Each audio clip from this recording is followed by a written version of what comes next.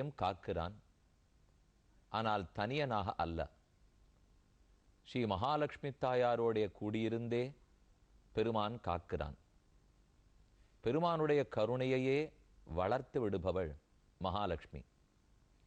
அவளே கருணை வடிவெடுத்தவள். பெருமானிடத்தில் கருணையை கிளப்பி விடுகிறாள். அப்படிப்பட்ட பிராட்டி தற்போது உருவாகப் போகிறாள். பகவான் பார்க்கடல் கடைகிறார். அதிலிருந்து மகாலட்சுமி உருவெடுத்து கையில் மணமாலையை பிடித்து கொண்டு பெருமானுடைய திருக்கழுத்திலே சேர்த்து தன் திருவடிகளாலே அவன் திருமேனியில் பட்டு ஏறி அமர்ந்து அவன் திருமார்பை விட்டு என்றும் விலகாமல் இருந்தாள்.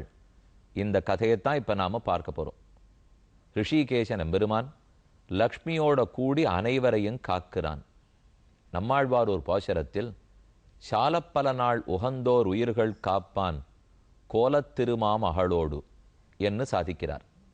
அனைவரையும் காக்கிறான், என்றென்றும் காக்கிறான், ஆசையோட காக்கிறான். தனியனாக அல்ல, பிராட்டியான லக்ஷ்மி தேவியோடு சேர்ந்தே காக்கிறான். அப்ப அவளும் அவனும் சேர்ந்திருப்பது எவ்வளவு முக்கியம். அதனால்தான் திருமார்பை விட்டு பிரியாமல் பிராட்டி எழுந்தருளி இருக்கிறாள். அவ எப்போது போய் அமர்ந்தாள்? இதோ இப்போதுதான். திருப்பார்க்கடல் கடைந்தபோது பிராட்டி அதிலிருந்து உருவாகி பெருமானுடைய திருமார்பில் அமர்ந்தாள். அப்ப நமக்கு ஒரு சந்தேகம் வந்துடும். திருப்பார்க்கடல் கடைவதற்கு முன்பாக பிராட்டி பெருமானுடைய திருமார்பில் இருக்கவில்லையா? அதுவரைக்கும் திருமால் பிராட்டி இல்லாமலே காத்து கொண்டிருந்தாரா? இது அத்தனையும் நம் அனுபவத்துக்காக பெருமானும் பிராட்டியும் நடத்தி காட்டும் திருவிளையாடல்கள். அவ்வளவுதானே அன்றி அவர்கள் இயற்கையில் என்றுமே பிரியாதவர்கள். எப்போதும் பிராட்டி பெருமானுடைய திருமார்போடு தான் இருப்பாள். இப்ப சீதாராமர்கள்னு அவதரிக்கிறார். அப்ப அதுக்கு முன்னாடி பகவான் கிடையாதுன்னு அர்த்தம். ருக்மிணியும் கண்ணனும் அவதரிக்கிறார்கள். அதுக்கு முன்னாடி பகவான் கிடையாதுன்னு அர்த்தம் அல்ல. அவன் பிறந்து நம் அனுபவத்துக்காக நம் ஆசைக்காக திருவிளையாடல்களை புரிகிறான். அப்படி நடந்ததுதான் இது ஒரு சரித்திரம். 8வது ஸ்கந்தத்திலே 8வது அத்தியாயம் லக்ஷ்மியினுடைய ஆவிர்பாவம் கூறுகிறார். பீதேகரே விஷாங்கேண பீதாஸ்தே அமரதானவாக மமந்து ஸ்தரதா நிசுந்தும் ஹவிர்தானி ததோபவது. ஹாலஹால விஷம் பரமசிவனாராலே குடிக்கப்பட்ட பிற்பாடு மறுபடியும் தேவர்களும் அசுரர்களும் கடைய ஆரம்பித்தார்கள். அதுல வரிசையா என்னென்ன தோன்றது பாருங்க. இப்போ காமதேனு கேட்டது அத்தனையும் கொடுக்கக்கூடிய தேவ பசு அது உருவாயிற்று. அதை தேவர்கள் அழைத்து கொண்டு சென்றார்கள். தாம் அக்னிஹோத்ரீம் ரிஷயா ஜகுருர் பிரம்மவாதினஹ. தேவர்களுக்கு அதனால் பயனில்லை. அக்னிஹோத்திரம் தினப்படி பண்ணக்கூடிய ரிஷிகளுக்குத்தானே பயன், அவர்களுக்குத்தானே பால் வேண்டும். ஆனால் ரிஷிகள் காமதேனுவை அழைத்து போனார்கள். 2வது ததா உச்சைஸ்ரவா நாம ஹயோபூத் சந்திர பாண்டுரஹ. நிலவ போன்ற வெளுத்த வர்ணத்தோடே உச்சைஸ்ரவஸ் என்ன ஒரு குதிரை தோன்றியது. தஸ்மின் பலிகி ஸ்பிருகாஞ்சக்கரே நேந்திர ஈஸ்வர சிக்ஷையா.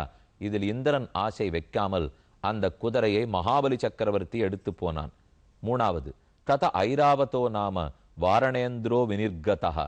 பெருத்த வெள்ளை யானை, இந்திரனுக்கு வாகனமாக இருக்க போகும் யானை ஐராவதம். தந்தைச்சதுர்பிகி ஸ்வேதாத்ரைர் ஹரன் பகவதோ மகீம். 4 தந்தங்களோடே வெளுத்த வர்ணத்தோடே அத்தை இந்திரன் தனக்கு வாகனமாக்கி கொண்டான்.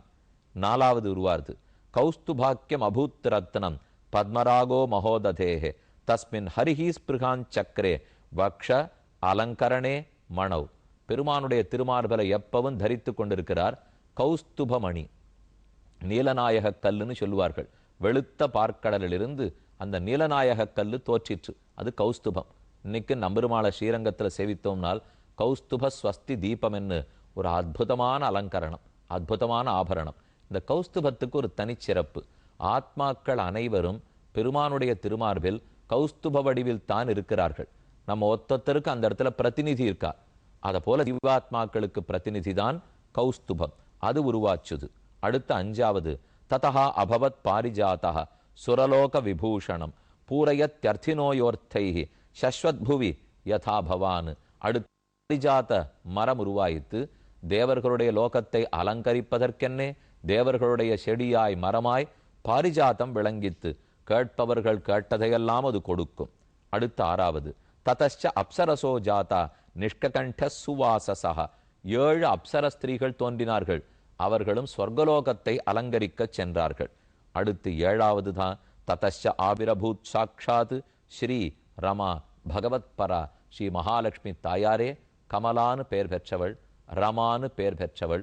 ஸ்ரீ தேவி பிரதமம் நாம, த்விதீயம் அமிர்தோத்பவா, திருத்தீயம் கமலா புரோக்தா, சதுர்த்தம் சந்திரசோபனா, பஞ்சமம் விஷ்ணுபத்னி ச, ஷஷ்டிம் ஸ்ரீவைஷ்ணவி ததா, சப்தமம் து வராரோஹா, அஷ்டமம் ஹரிவல்லபா, நவமம் ஷார்ங்கிணி புரோக்தா, தசமம் தேவதேவிகா, ஏகாதசம் மகாலட்சுமிஹி, துவாதசம் லோகசுந்தரி. இது 12 பிராட்டினுடைய திருநாமங்கள். அத்புத அழகோடே, இனி விளக்க ஒண்ணாதபடிக்கு மேன்மையோடே, திருமேனியருடைய அழகு விளங்க அன்ன நடை நடந்து பிராட்டி திருப்பார்க்கடலிருந்து வெளியே புறப்படுகிறாள். சாக்ஷாத் ஸ்ரீஹி ரமா பகவத்பரா தஸ்யா ஆசனமானின்யே மகேந்திரோ மகத் அத்புதம். அவளை சேவித்த மாத்திரத்தில் அனைத்தும் மறந்து போன இந்திரன் அவளுக்கு ஒரு ஆசனத்தை கொடுத்தான். அவ்வாசனத்திலிருந்தே மிதந்து வருகிறாள் பிராட்டி. பக்கத்திலே 2 பெரிய யானைகள் கையிலே பன்னீர் சொம்பு தங்கக்குடத்தை ஏந்தி அவள் பேரிலே தண்ணீரை சொரிந்து கொண்டே வந்தன. மூர்த்திமத்யாக சரிச்சிரேஷ்டா ஹேமகும்பைர் ஜலம் சுச்சி. உயர்ந்த தண்ணீர், புண்ணியமான தீர்த்தங்களை கொண்டு யானைகளெல்லாம் அவளுக்கு ஆராதனம் பண்ணின, அபிஷேகம் பண்ணின. எப்ப அமிர்தத்திலிருந்து தோன்றினாள்னு சொல்லுகிறோமோ அப்ப அமிர்தோத்பவானு தான் அவளை சொல்லியாக வேண்டும். நாம ஓரொரு திவ்ய தேசத்திலும் தாயாரை சேவிக்க போவது மிக முக்கியம்.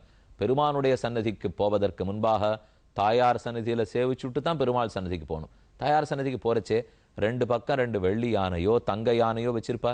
யானை கையில் குடத்தை பிடித்து தாயார் பேர்ல தண்ணீர் சொரிந்து கொண்டிருக்கும். அந்த காட்சி ஏற்பட்டதே திருப்பார்க்கடல்லே மகாலட்சுமி பிறக்கும் போதுதான்.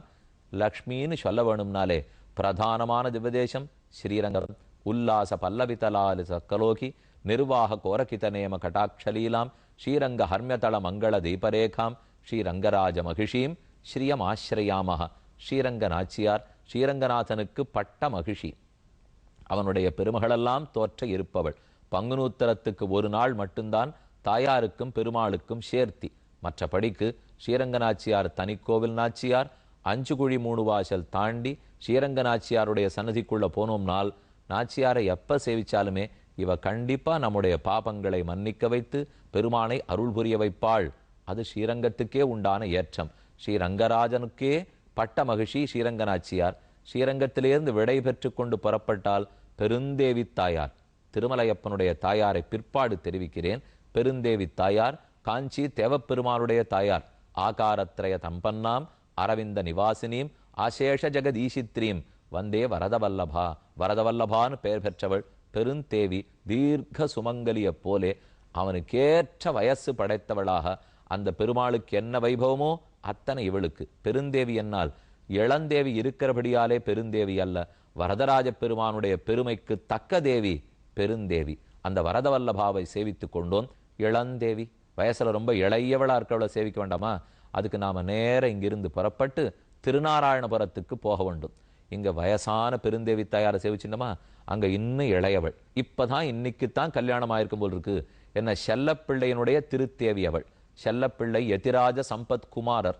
அவர் எப்பவுமே குமாரரா இருக்காரோ இல்லையோ, ராமானுஷருடைய மடியில் எழுந்துருளி இருந்தார். அவராலே பிள்ளையாகவே அபிமானிக்கப்பட்டவர் யதிராஜ சம்பத் குமாரனுடைய தேவதேவ திவ்ய மகிஷி ஆசிரிமா கல்யாணி தாயார் யதுகிரி யதிராஜ நாச்சியார். அந்த நாச்சியாரை சேவித்தால் ஓ இவளுக்கு இன்னைக்கு தான் கல்யாணம் ஆயிருக்கு போல் இருக்கு.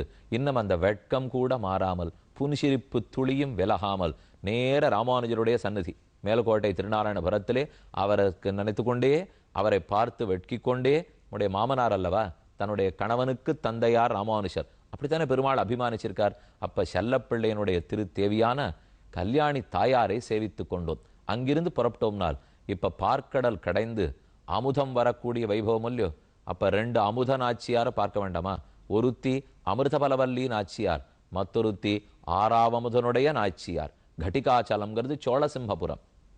மிக்கானை மறையாய் விரிந்த விளக்கை என்னுள் புக்கானை புகழ்சேர் பொலிகின்ற பொன்மலையை தக்கானை கடிகத்தடங்குன்னின் மிசை இருந்த அக்காரக்கனியை அடைந்துய்ந்து போனேனே என்று திருமங்கியாழ்வாராலே பாடப்பட்ட எம்பெருமான். அவனோ அக்காரக்கனி. அக்காரம் சக்கரை, சக்கரப்பழமா இருக்கிறாப்புல பெருமானுக்கு அழகு. அவர் சக்கரப்பழமா இருந்தா அத்தனை இனிமை பிராட்டிக்கு இருக்க வேண்டாமா? இவரே சக்கரப்பழம்தான். அவன் அமிர்த பலவல்லி, அமுதப்பலமாகவே பிராட்டி சேவை சாதிக்கிறாள். அமிர்த பலவல்லி நாச்சியாருடைய சேர்ந்த சக்கரையாகவே அக்காரக்கன் எம்பெருமானுடைய சேவை. அவர்களிடத்திலிருந்து விடைபெற்றால் அவள் அமிர்த பலவல்லி. ஆனால் இப்ப நம்ம சேவிக்க போற திருக்குடந்தை ஆறாமுதன், அவன் ஆறாத அமுதன், அந்த அமுதத்துக்கேற்ற கோமளாம்பா கோமளவல்லி தாயார். எவ்வளவு அற்புத சேவை! தாயாருக்கும் பெருமாளுக்கும் திருக்கல்யாண உற்சவங்கிறது கும்பகோணத்துல அற்புதம். மகர சங்கராந்தி அன்னைக்கு சேவிக்கணும். இப்போ உங்களுக்கு வாய்ப்பு இருக்கு. இன்னொரு 2 நாள் போச்சுன்னா மகர சங்கரமணம், பொங்கல் பண்டிகை வந்துவிட சொல்லியோ, அன்னைக்கு எப்பேற்பட்ட தரிசனம்! யாரெல்லாம் இன்னி வரைக்கும் சேவிச்சது இல்லையோ அவசியம் கும்பகோணத்துல சேவிக்கலாம். தாயார் கோமளவல்லி தாயார், பெருமாள் சாரங்கபாணி ஆறாமுதன் எம்பெருமான், இருவருக்கும் சேர்த்தி ரொம்ப அற்புதமான கல்யாண உற்சவம். அந்த புஷ்கரணிக்கே அதனால ஏற்றம்னு கூறுவார்கள். ஆறாமுதனுடைய நாச்சியாரை சேவித்து கொண்டோம். அங்கிருந்து புறப்பட்டோம் என்னால் நாச்சியாருக்குனே பெருமை இருக்கிற ஊர் 2 முக்கியமான திவ்யதேசம். ஒன்று ஸ்ரீ வரமங்கை நாச்சியார் தெற்கு கோடியில் இருக்கிற வானமாமலை, மற்றொன்னு சோழ தேசத்தில் இருக்கும் திருவள்ளரை நாச்சியார். இருவருமே ஸ்ரீதேவி நாச்சியார்கள் தான்.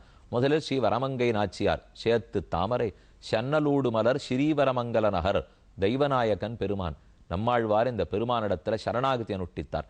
அந்த பெருமானுடைய திருத்தேவியார் ஸ்ரீவரமங்கை தாயார், வரமங்கை நாச்சியார்னு அவளுக்கு திருநாமம். அந்த திவ்யதேசத்துக்கே ஸ்ரீவரமங்கல நகர் என்று பெயர் ஏற்பட்டது. அப்ப தாயாருடைய பெயராலேயே ஊர் பெயர் ஏற்பட்டதோ இல்லையோ, அதுல தான் பெருமானுக்கு எவ்வளவு மகிழ்ச்சி. வானமாமலை சேத்து தாமரை ஸ்ரீவரமங்கல தாயாரை சேவித்து கொண்டோம். அங்கிருந்து வடக்கு நோக்கி வந்தால் சோழ தேசத்தில் திருவரங்கத்துக்கு அருகிலே இருக்கக்கூடிய திருவள்ளரை புண்டரீகாட்ச பெருமான். தாயாரோ சங்கமலவல்லியாக சேவை சாதிக்கிறாள். ஸ்ரீதேவி நாச்சியாருடைய அவதாரமாய் ஸ்ரீதேவிக்குன்னு பிரதான திவ்யதேசம் திருவள்ளரை தான். மண்ணு குறுங்குடியாய் வெள்ளரையாய் மதுள்சூழ் சோழமலக் கரசே கண்ணபுரத் தமுதே என் அவலங்களைவாய்னு பெரியாழ்வாருடைய பாசுரம். அப்படி திருவள்ளரையினை நாச்சியாரை சேவிச்சுட்டோம். பக்கத்துல ஆனையோட பூச்சொரிந்து கொண்டு தண்ணீர் சொரிந்து கொண்டு நேர ஹேமாப்ஜவல்லி தாயார் மன்னார்குடி ராஜகோபால சுவாமி ஸ்ரீவித்யா ராஜகோபாலனை சேவிக்க போனோம்னா அந்த இடத்துல மறுபடியும் செங்கமலவல்லி தான் ஹேமாப்ஜநாயகி தாயார். பெருமாளோ அத்தனை வெண்ணையும் பாலையும் தயிரையும் சாப்பிட்டு சாப்பிட்டு முழுவென்னு திருமேனி கனத்தோட இருக்கிற பெருமான். அந்த பெருமானுடைய பெருமைக்கு தக்க தேவி ஹேமாப்ஜ நாயகி தாயார். அவளையும் நன்கு சேவித்து கொண்டோம். இன்னைக்கு பல தேவிமார்களை சேவிச்சுட்டோம். இன்னும் முக்கியமான தேவியை சேவிக்க வேணும் இல்லையோ, அதுக்கு தான் இங்க சரித்திரம் சொல்றார். அபிஷேச்சனிகா பூமி ராஹரத்து சகல ஔஷதீஹி. அப்போது பூமாதேவி அனைத்து மூலிகைகளையும் கொண்டு வந்து கொடுக்க 8 திக்குகளிலிருந்தும் புனித நீர் வந்து சேர தாயாருக்கு அபிஷேகம் நடக்கிறது. அபிஷேகவல்லி தாயாராகவே சேவை சாதிக்கிறாள். இன்னைக்கும் திருச்சானூருக்கு சேவிக்கிறதுக்கு போறோம். ஸ்ரீனிவாச பெருமானுடைய திருத்தேவி அலர்மேல் மங்கை நாச்சியார். அகலகில்லேன் இறையமென்னு அலர்மேல் மங்க உரமார்பா நிகரில் புகழாய் உலகம் முன்னுடையாய் என்னை ஆழ்வானே நிகரில் அமரர் முனிக்கணங்கள் விரும்பும் திருவேங்கடத்தானே புகழொன்னில்லா வடியேன் உன் அடிக்கீழ் அமர்ந்து புகுந்தேனே என்று நம்மாழ்வார் சரணாகதி பண்ணியிருக்கிற பெருமாள். நாராயணனிடத்துல சரணாகத்தின்னு சொல்லணும்னாலே பிராட்டியை முன்னிட்டு கொண்டு தானே. அந்த பிராட்டியினுடைய திருமஞ்சனம்ங்கிறது காண கண்கோடி வேண்டும். இந்த நாச்சியாரும் வயசுல ரொம்ப இளைய நாச்சியார் தான். இந்த நாச்சியார் பண்ணிட்டு இருக்கிறது என்ன? கீழே சேவிக்கு வர்ற பக்தர்களுக்கெல்லாம் நிறைய செல்வத்தை வாரி வழங்குகிறாள். அவர்கள் அதை பெற்றுக்கொண்டு மலைக்கு மேல போறா. பெருமாள் நன்னா வசூல் பண்ணிடுவார். திருச்சுகவனூர்லே தாயார் எழுந்துருளி இருக்கிறார். சுகாச்சாரியருடைய பட்டணம் அது. அப்ப நாம எடுத்துட்டு இருக்கிற இந்த விஷயத்தோட எவ்வளவு நெருங்கின தொடர்பு. சுகாச்சாரியர் ஊர் திருச்சுகவனூர். அங்கதான் அலர்மேல் மங்க தாயாரை சேவிச்சுட்டோம்னா அனைத்து செல்வத்தையும் பெறுகிறோம், பகவானிடத்தில் பக்தியும் பெறுகிறோம். ஆக இன்னைக்கு நாம பார்த்தது பல தாயார்களை சேவிச்சிருக்கோம். அனைவருடைய அனுகிரகமும் செங்கண் திருமகத்து செல்வத் திருமாலுடைய அனுகிரகம் அனைவருக்கும் ஏற்பட வேண்டும் என்று பிரார்த்திக்கிறேன். மேலும் கதை நாளை தொடரும்.